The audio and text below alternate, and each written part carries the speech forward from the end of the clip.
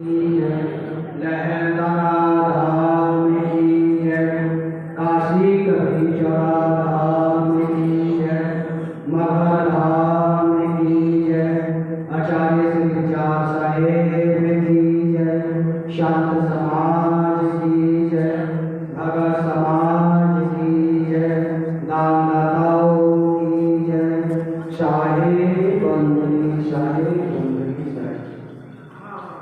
सद्गुरु कबीर साहब अपने जीवन काल में देश विदेश हो फिरा, गाँव की खो, ऐसा जीना ना मिले ले पटक सको। सद्गुरु कबीर साहब अपनी ज्ञान की जोत, भक्ति की जोत जन जन में फैलाने के लिए देश विदेश गाँव की गली गलियों में गए, लेकिन सद्गुरु कबीर साहब के सत्य मार्ग को, ज्ञान मार्ग को, सेवा मार्ग को कुछ ही लोग समझ पाए।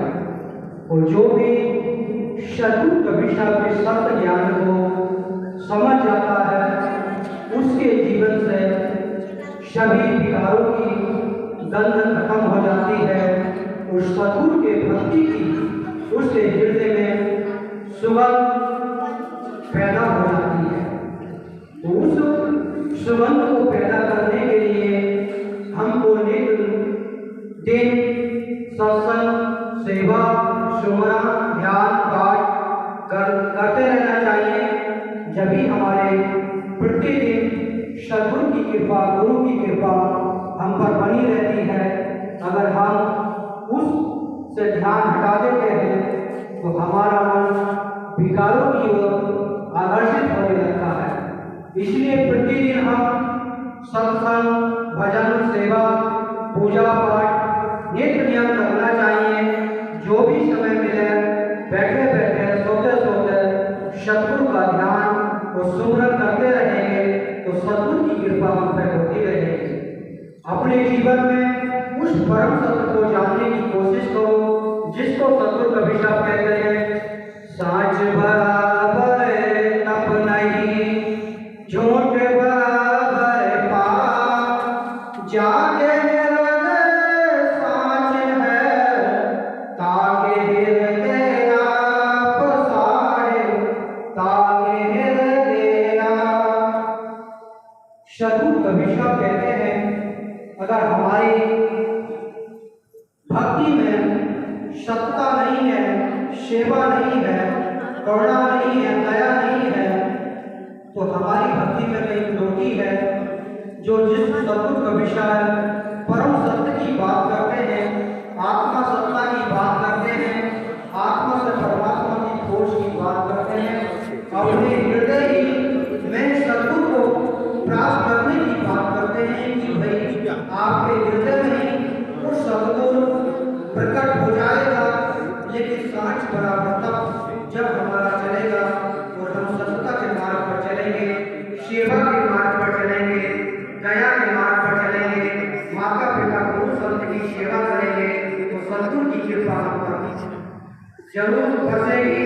लेकिन कारण क्या है कि हम अपने विकारों की कोठरी में बैठे हैं, इसलिए सद्गुरु की कृपा हम पर नहीं होगी। अगर हम विकारों की कोठरी से निकलकर सद्गुरु की भक्ति की तरफ बढ़ेंगे, माता पिता की सेवा की तरफ बढ़ेंगे, गुरु संत की सेवा की तरफ बढ़ेंगे तो सद्गुरु की कृपा हम पर बरसने लगेगी और वो दिन दूर नहीं तो सद्गुरु हमारे हृदय में ही विराजमान हो जाएंगे। जिसको सद्गुरु कहते हैं, वो का ढूंढेगा मैं तो तेरे पास हूँ। वही शक्ति, वही परमात्मा की ऊर्जा हमारे हृदय में निवास कर सकती है। लेकिन सद्गुरु के उस परम सत्य पर, उस परम सत्य ज्ञान पर चलेंगे, सत्य के मार्ग पर चलेंगे तो हमारा जीवन सफलता की ओर जाएगा। जिसको सद्गुरु कबीर साहब ने भजनों के माध्यम से और वाणियों के माध्यम से समझाया। दीवानी तेरी चादर हो गई पुरानी, दीवानी तेरी चादर हो गई पुरानी, दीवानी तेरी चादर हो गई पुरानी, हिंदुओं के मुर्गा मारे, हिंदुओं के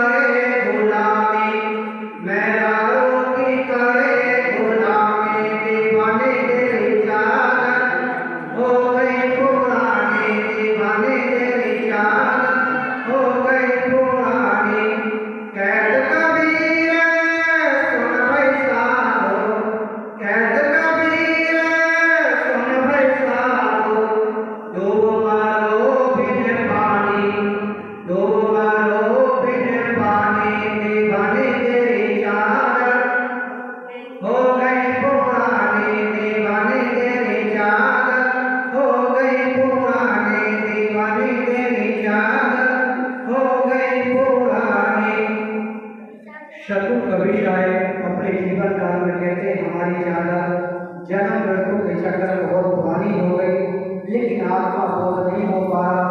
हमने हिंदू रीति रिवाज के अनुसार भी काफी देवी देवताओं के नाम पर बड़ी कुर्बानी किया।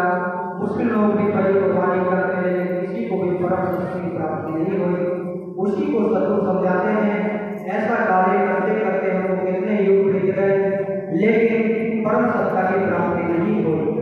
आप ही हमारे आप ही खबर नाम हरे बनाने, कोई अल्लाह के नाम पर कुर्बानी करता है, कोई देवी के नाम पर करता है, खुद ही मार लेता, खुद ही खा लेता है, लेकिन अल्लाह और भगवान के नाम पर, देवी के नाम पर उनको नाम करता है।